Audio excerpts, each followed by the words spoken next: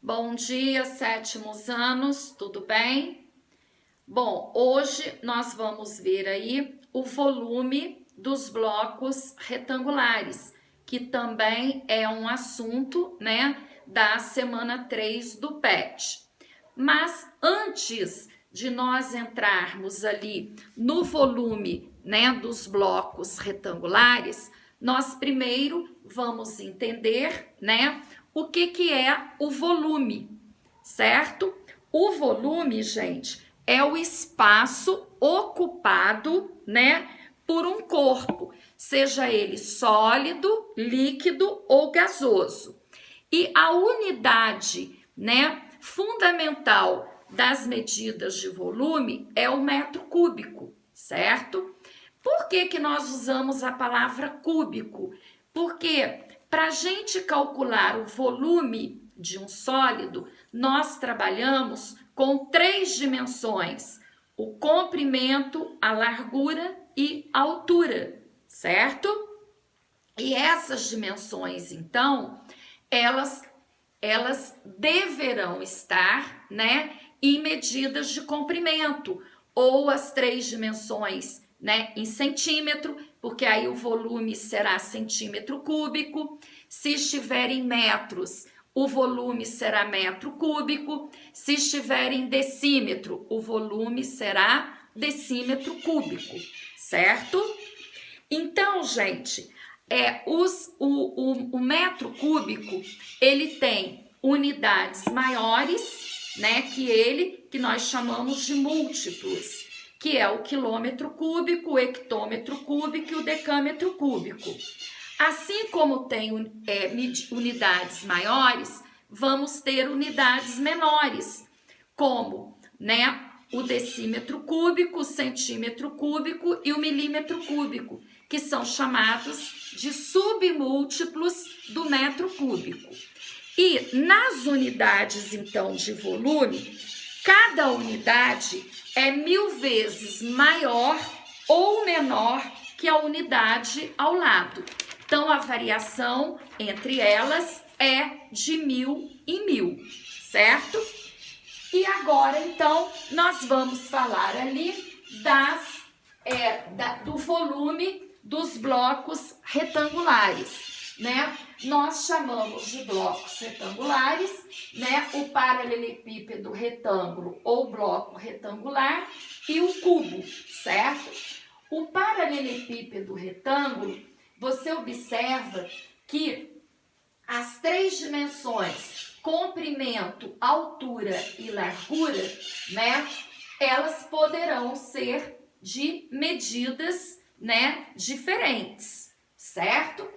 Então, para a gente calcular esse espaço, né, neste bloco retangular aqui, que é um sólido geométrico, nós multiplicamos o comprimento pela largura e pela altura, certo?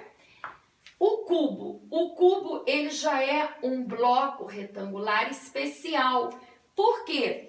Porque as 3 dimensões dele, comprimento, largura e altura, elas são iguais. Essas dimensões do cubo nós chamamos de aresta, porque ele possui todas as 6 faces aqui quadradas. Então, para a gente calcular o volume, nós multiplicamos, né, as arestas entre si, que é o mesmo que A elevado ao cubo, certo? Agora, temos a relação entre as medidas de volume e as medidas de capacidade. Que relação é esta? A relação é que 1 metro cúbico é igual a 1000 litros, certo? E a outra relação, 1 decímetro cúbico é igual a 1 litro. E que 1 centímetro cúbico é igual a 1 mililitro. Por exemplo, vamos imaginar, né, uma caixa d'água neste formato aqui de um bloco retangular. E você quer saber quantos litros cabem nesta caixa. Então, primeiro, nós temos que achar o volume dela, certo? Se este volume, né, for em decímetro cúbico, nós vamos ter a mesma quantidade em litros, tá? Se esse volume for em metros cúbicos e eu quero saber litros, eu tenho que multiplicar por 1000, certo? Se o volume ali for dado, por exemplo, em centímetros cúbicos, eu posso passar para decímetro cúbico, né? Porque eu tendo decímetro cúbico, eu tenho litros.